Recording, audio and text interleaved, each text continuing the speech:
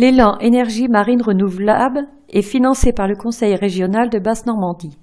Il s'est déroulé à l'espace-temps FJT de Cherbourg-Octeville du 12 janvier au 22 avril 2015.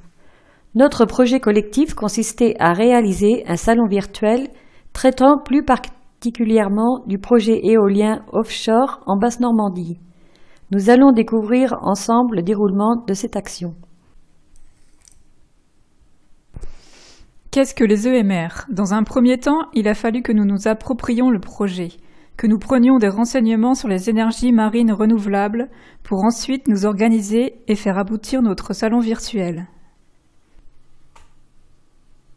Nous avons effectué des recherches sur les éoliennes offshore déjà installées en mer du Nord et dans la Manche.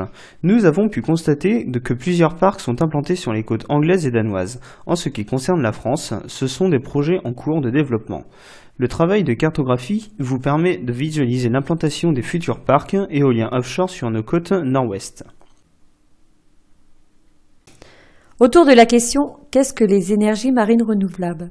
Nous avons organisé des exposés où chaque groupe de 2 personnes a choisi un thème à travailler pour le restituer ensuite au groupe. Qu'est-ce qu'une éolienne? De quoi c'est fait? Comment ça fonctionne? Qu'est-ce qu'une hydrolienne? Les avantages et les inconvénients. Nous avons par exemple comme inconvénient la destruction des fonds marins, le bruit des éoliennes. Et comme avantage, les énergies propres et inépuisables. Le consortium. L'État a lancé un appel d'offres remporté par EDF-EN qui s'est allié à Alstom, Dong Energy et WPD. Alstom détient la technologie de production de l'éolienne Aliat 150. Dong Energy est une société danoise très expérimentée dans le domaine de l'éolien offshore à travers le monde. WPD Offshore a effectué un travail d'étude des fonds marins et de concertation avec les acteurs locaux. Maintenant que nous avons une représentation plus claire des énergies marines renouvelables et des projets en cours sur le bassin de Cherbourg, nous avons décidé de traiter ce qui concerne l'éolien offshore. En effet, l'hydrolien est en phase d'essai, ce qui ne permet pas actuellement d'avoir une vision plus claire des besoins à venir. Là encore, nous nous sommes répartis le travail en fonction de nos aptitudes, goûts et affinités. Ce travail en sous-groupe nous a permis de nous entraider plus facilement, notamment dans la manipulation de l'outil informatique. Voici des exemples de thèmes travaillés en sous-groupe: recherche d'entreprise, de centres de formation, rencontre avec des personnes ressources, MEF, CCI, organisation des déplacements tels que le forum des métiers à Caen, l'IUT d'Alençon, etc. On a dû déterminer avec quels moyens de locomotion, à quel prix, réalisation de l'architecture du salon virtuel. Le salon virtuel CEOS, Cherbourg et éolien offshore. Le salon est créé avec le logiciel Ludiscape. Antoine Le Révérend, formateur technique, nous a initiés aux outils informatiques, à l'utilisation de la caméra et de l'appareil photo. Nous avons fait une vidéo pour en réaliser un montage, initiation au logiciel Movie Maker. Les photos et vidéos nous servent à réaliser des interviews lors des visites d'entreprise et centres de formation. Voici les différents pôles qui seront présents sur le salon virtuel. Compte tenu des prévisions d'emploi pour la construction des éoliennes offshore, le secteur de la métallurgie et de la plasturgie ont été privilégiés. Néanmoins, d'autres secteurs professionnels seront impliqués dans ce projet, tels que la logistique, la maintenance, le transport maritime, etc. Après avoir ciblé les métiers qui nous intéressaient, nous avons répertorié les centres de formation. Dans un premier temps en Cotentin. Ensuite, compte tenu de l'implantation de l'usine de Pal à Cherbourg, nous avons élargi nos recherches à la Basse-Normandie pour les métiers de composite.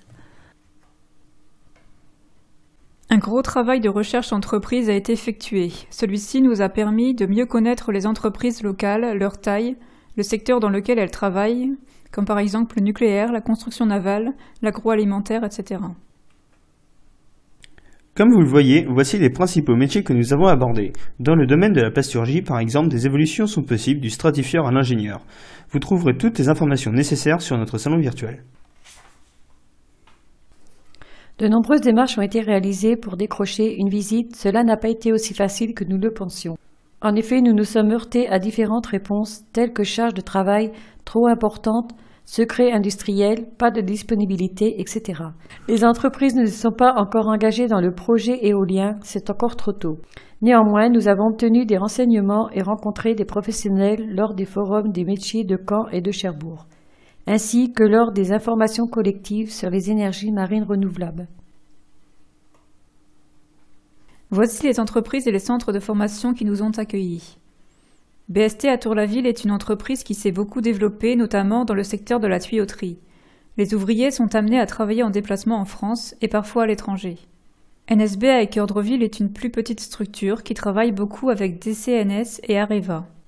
Allure Yachting à Tour-la-Ville est une société en pleine expansion qui diversifie son intervention à différents types de constructions navales.